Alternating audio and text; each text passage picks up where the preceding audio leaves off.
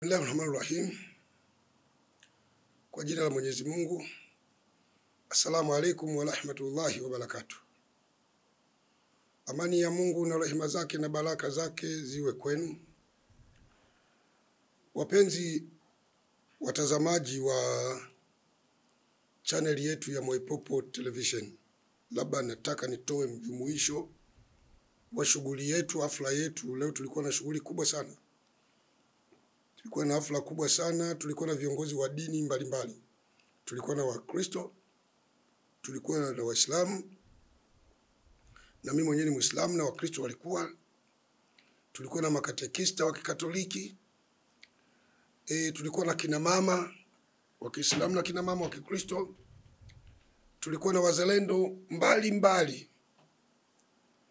Kusudio kubwa ni kujadili na kutoa tamko la pamoja la taifa letu. Nimekuwa kila siku nikizungumzia kuhusu uzalendo. Uzalendo ni kitu ambacho sasa nashukuru Mungu wa Tanzania wameanza kunielewa. Na tunapogusa neno uzalendo, watu wengi sana walikuwa watuelewi. Wanafikiri kwamba kila anayesimama kuzungumza labda anataka achaguliwe kuwa mkuu wa wilaya au kuwa mkuu wa mkoa au mkurugenzi na kadhalika na kadhalika. Watu wengi ndio wanafikiri hivyo. Lakini kwa kweli kabisa, na Mungu ni shahidi, tunapozungumza swala la nchi, hapana, tuhitaji sisi tupewe shukrani ya kupewa vyeo. Kwamba Mwaipopo alizungumza sana kuitetea nchi na yeye cheo. Sasa vyeo watapewa wangapi ndani ya nchi? Na si kila anaweza kusema naweza kuwa kiongozi. Inawezekana mimi professional yangu, taaluma yangu ni kusema tu. Lakini ukinipa uongozi siwezi. Ila lazima tulikubali. Na kuna watu Mungu kawajalia hawawezi kusema sana, lakini wanafanya kwa vitendo. Kusema kwao kupo kwenye vitendo. Sasa leo tulikutana na baadhi ya wadau hawa tukijadili masuala mazima ya taifa letu la Tanzania. Baada ya kufanya uchunguzi, nchi zote zilizotuzunguka zimeuana. Kenya wameuana, Burundi wameuana, Rwanda wameuana, Kongo wameuana. Msumbiji hapo tayari juzi wameuana na mpaka leo mauaji yanaendelea. Kwa hiyo Komoro watu wamekuwa kipinduana na kutekana kipindi cha nyuma.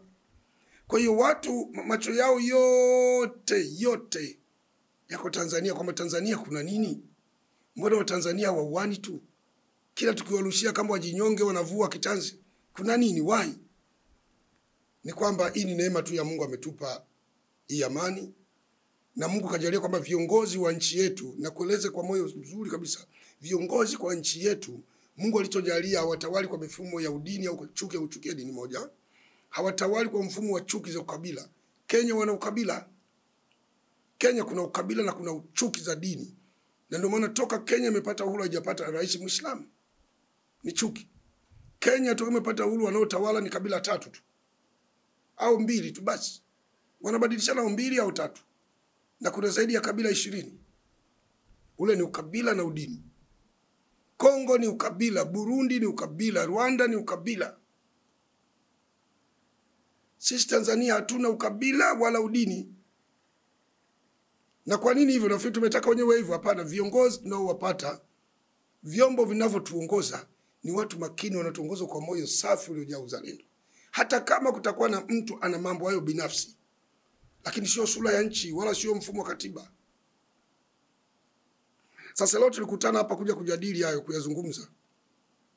Kwamba nini maana ya uzalendo? Uzalendo ni mtu anayejitoa kwa ajili ya taifa lake na nchi yake. Mzalendo ni yule anayetanguliza maslahi ya nchi yake. Na maslahi ya nchi ni maslahi ya wote na maslahi ya wengi. Sasa baadhi ya watu wakisema hivi wanafikiri kwamba eti kwa sababu ni maslahi ya wengi, mfano wewe umechaguliwa kuwa rais, basi rais utembee na bajaji au utembee na kilikuu ndio onekane kwamba wewe ni mzalendo. Hapana, hiyo sio maana uzalendo. Na hii ndio imekuwa ikimsumbua hata Mange Kimambi, yule mama fedhuli. Mama mbaya sana yule. Hii ndio imekuwa inamsumbua. Kila siku aseme hili, alopoke hili, abwatuke hili, yani hana mwelekeo. Hana information ya kutosha kwamba nimepewa information hii.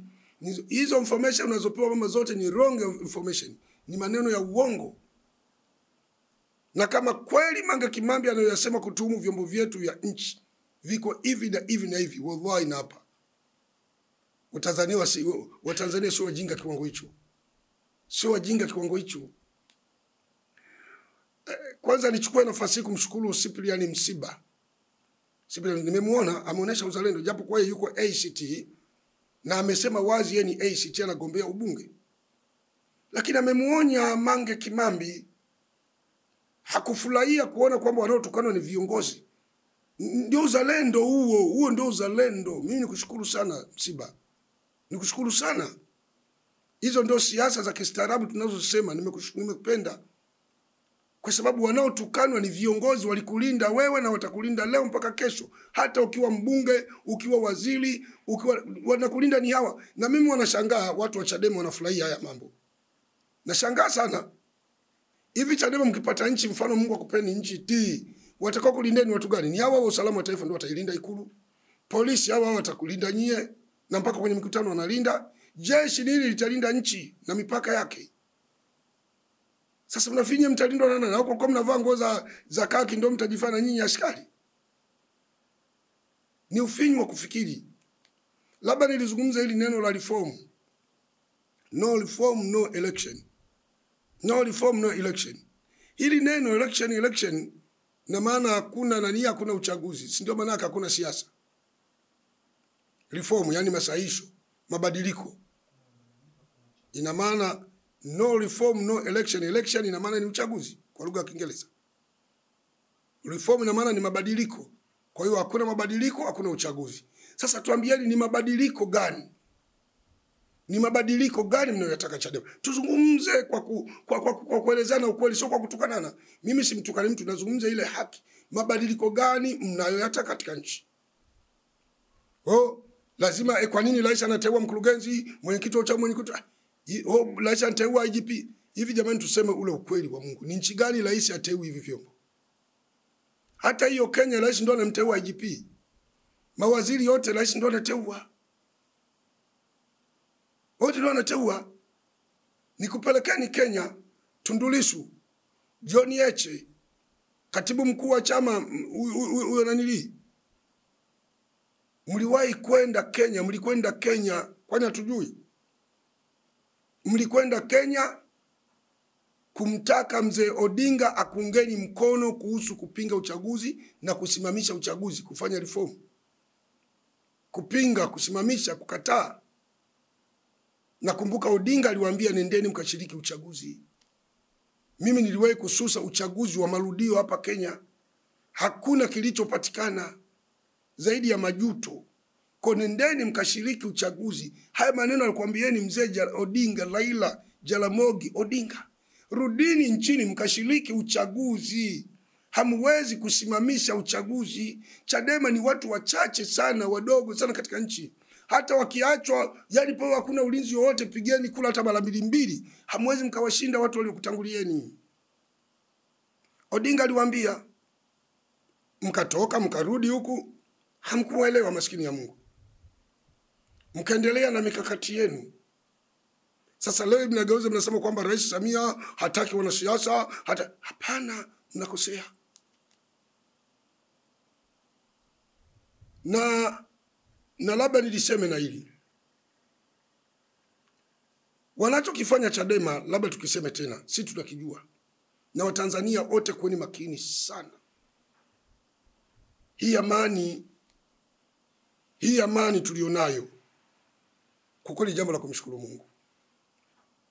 Mimi nimebahatika kukaa nchi mbalimbali zenye vita. Nimekaa Burundi, nimekaa Rwanda, nimekaa Kongo. Hizi nchi zote zina vita.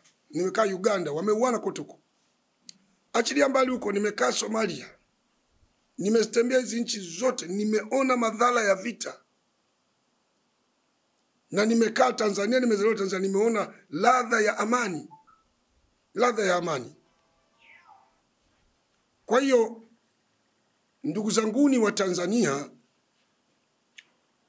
ndugu zangu wa Tanzania, narudia ndugu zangu, mimi sizungumzi kwa chama. Nasema wa Tanzania, tuko milioni zaidi ya 70 sasa. Chadema wanasema wako milioni 10. CCM milioni 13. Ina maana CCM ni wengi mpaka hapo wanachama hai wenye kadi wanaopiga kura 13 milioni. Wako watu wanapiga kura hawana vyama, wenyewe wanachagua tu kiongozi, wakiridhika na sera zake na kampeni zake wanachagua. Sasa Chadema badala ya kuliangalia hilo, wao wamebaki nje kwa tamaa zao. Wanasema kwamba uchaguzi ukaribia, tutasimamisha uchaguzi, tutafanya hivi. Sisi hatukubali. Samia Suluhu Hassan, nataka nitoe patamko zito. Watanzania wote bara na visiwani, tokeni mkapate haki yenu ya kimsingi. Na uchaguzi utakapofika, mtakapotaka kwenda kupiga kula, toka na mwanao. Wanachotaka kufanya Chadema ni kwamba kwa sababu wao hawakushiriki, wanaona sasa roho mbaya.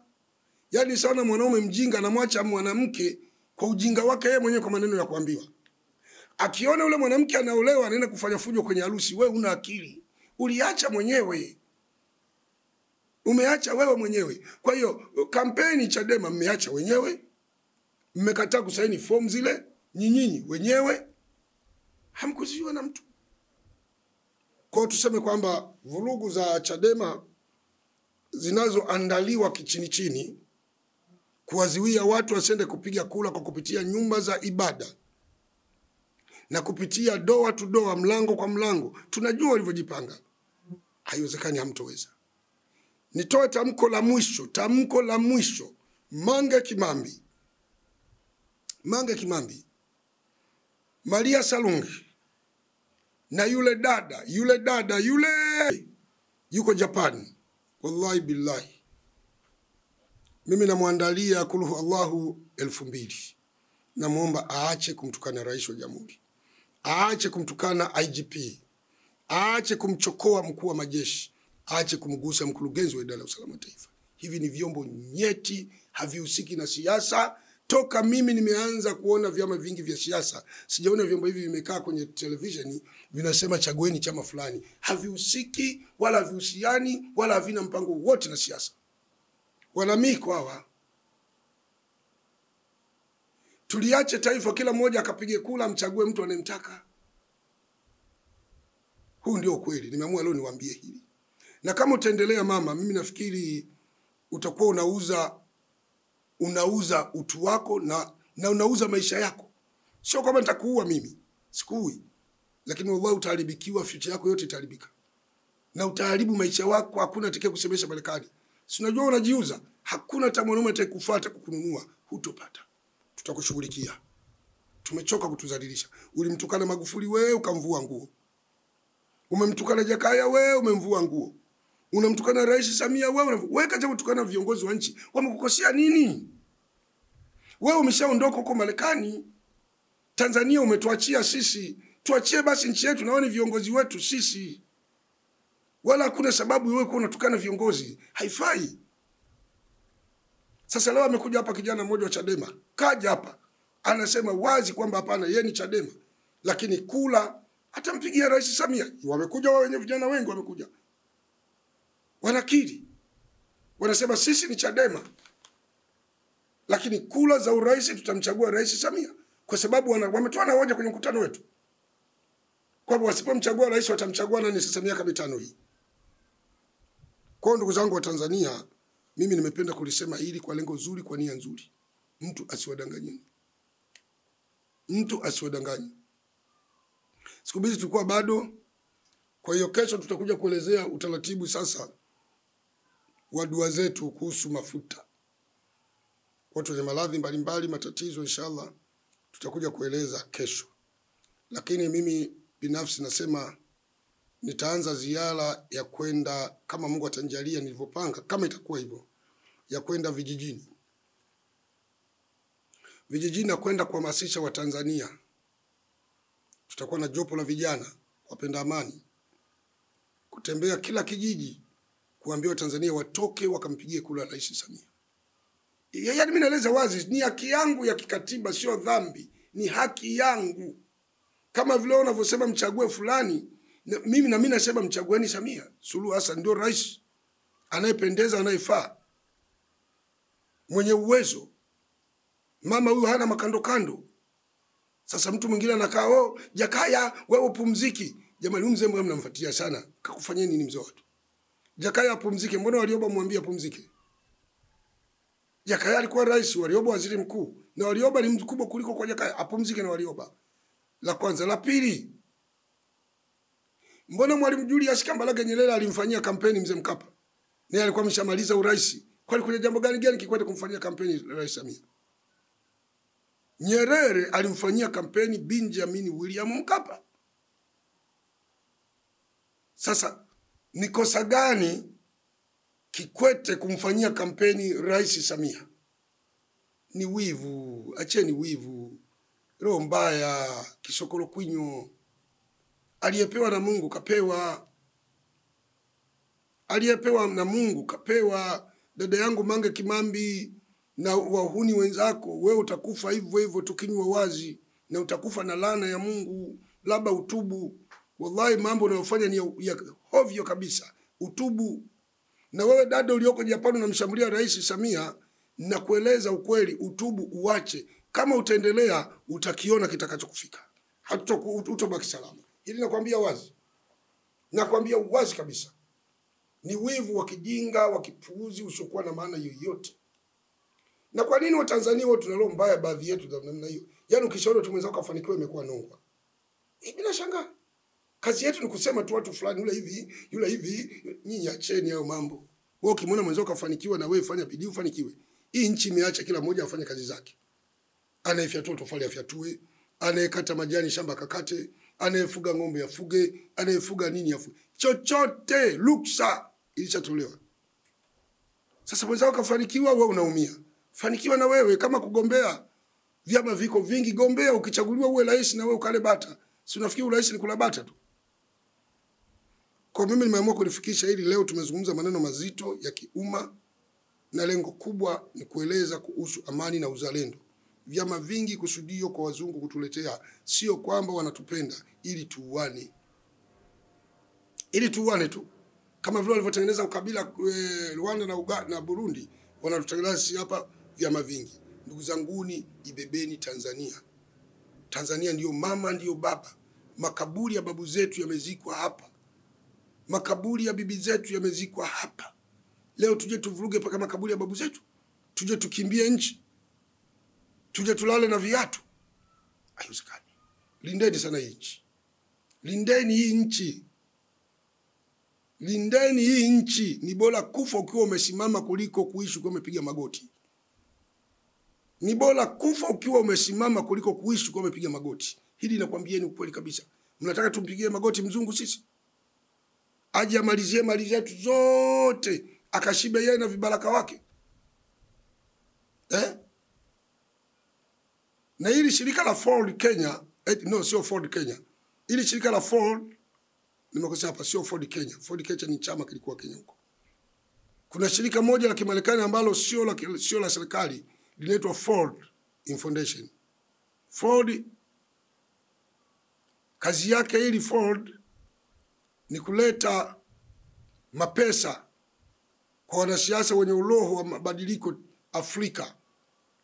Hili shirika la Ford likiwapatia hizi pesa linawachonganisha wauane. Sasa ndio kazi ninalofanya. Niseme Mungu ibariki Tanzania, Mungu ibariki Afrika, tuunganishe tuwe wamoja na tutoke pamoja. Tumeanza na Mungu, tutamaliza na Mungu. Mwisho wa kipindi ndio mwanzo wa kipindi. Usiache kusubscribe, kulike na kucomment. Lakini iogopeni sana hilo shirika. Inaitwa Ford.